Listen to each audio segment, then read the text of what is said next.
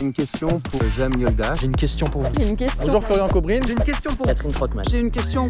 Une question pour Jam Yoldash. Comme vous le voyez malheureusement, des familles entières vivent actuellement dehors, dans le froid. Est-ce que vous pensez que c'est une fatalité ou vous avez des propositions concrètes à apporter ?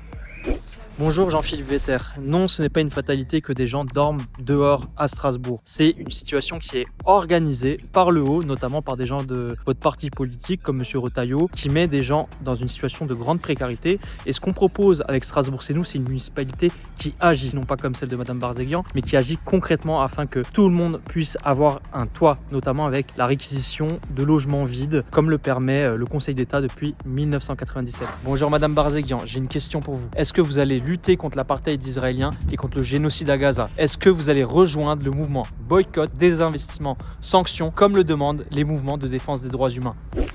Bonjour Jam Yoldash. Strasbourg, c'est la capitale européenne des droits humains et donc Strasbourg se tiendra toujours aux côtés des victimes civiles, que ce soit les victimes des attaques terroristes du 7 octobre, que ce soit le peuple palestinien qui connaît une situation dramatique et inacceptable. Strasbourg défendra toujours le droit international, les droits humains et un processus de paix qui aboutisse à une solution à deux États, c'est-à-dire la création d'un État palestinien aux côtés de l'État d'Israël pour assurer une coexistence en paix et en sécurité.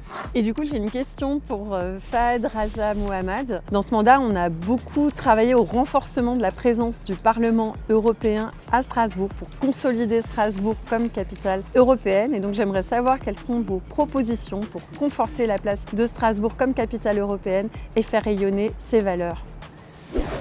Bonjour Jeanne Barzeghian. Alors pour conforter Strasbourg comme capitale européenne, il ne faut pas simplement renforcer les institutions, mais aussi y associer les acteurs qui font vivre la démocratie au quotidien. Ma proposition, elle est simple, c'est avoir un partenariat tripartite entre le Conseil de l'Europe, la ville de Strasbourg et la société civile pour qu'elle soit mise en avant. On a des associations qui sont engagées sur plein de valeurs qui sont communes à l'Europe et à Strasbourg, que ce soit sur les droits humains, l'écologie, la jeunesse, l'égalité homme-femme. Et c'est ces valeurs-là que la ville de Strasbourg doit partager avec l'Europe. C'est pas normal qu'aujourd'hui on ait une jeunesse qui n'ait presque jamais visité les institutions européennes. Et l'idée c'est que tout jeune strasbourgeois ait dans son cursus scolaire au moins une fois visité les institutions européennes.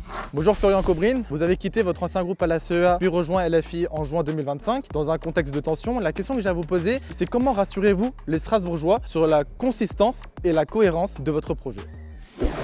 Je tiens à vous rassurer, ma première campagne pour la France Insoumise date de 2017. Et c'est aussi pour rester fidèle à mes convictions que j'ai quitté le groupe à la CEA, comme j'ai pu l'exprimer d'ailleurs à de nombreuses reprises. Je crois qu'il est important, au contraire, pour le débat public, que quand il y a des désaccords politiques qui sont importants, qu'ils soient exprimés. Par ailleurs, quant à la consistance de notre projet, notre programme de 400 mesures parle de lui-même. Nous sommes la seule force politique à Strasbourg avec un programme aussi ambitieux et nous sommes déterminés à l'appliquer. J'ai une question pour vous, monsieur Jakubowicz. Vous êtes l'incarnation au niveau local du macronisme. En 9 ans, M. Macron a mis à genoux les services publics, a augmenté les inégalités et a fait monter l'extrême droite. Souhaitez-vous déployer la même action pour Strasbourg?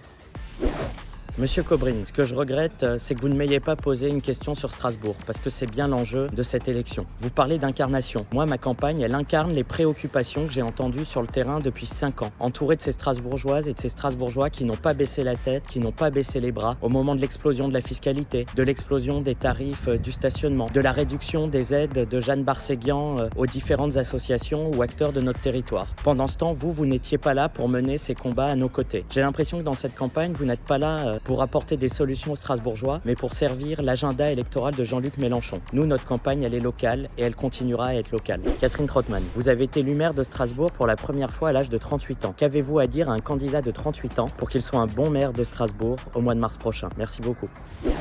Merci pour la question, Pierre Jakubowicz. En fait, pour être un bon maire à 38 ans, il faut se lancer, être dans le dialogue, écouter les gens, s'inspirer de leurs propositions, de leurs suggestions, parfois aussi de leurs critiques, rester modeste et savoir aussi revendiquer le droit à l'erreur ou à l'échec, parce que qui ne tente pas ne peut pas non plus réussir. Et maintenant, j'ai une question pour Jean-Philippe Vetter. Jean-Philippe, avec votre expérience et le travail que nous avons pu fournir sur la question du tram Nord, avez-vous pensé à quelle ligne vous ne pourriez pas vous consacrer dans le prochain mandat que vous laisseriez en quelque sorte de côté sans la réaliser?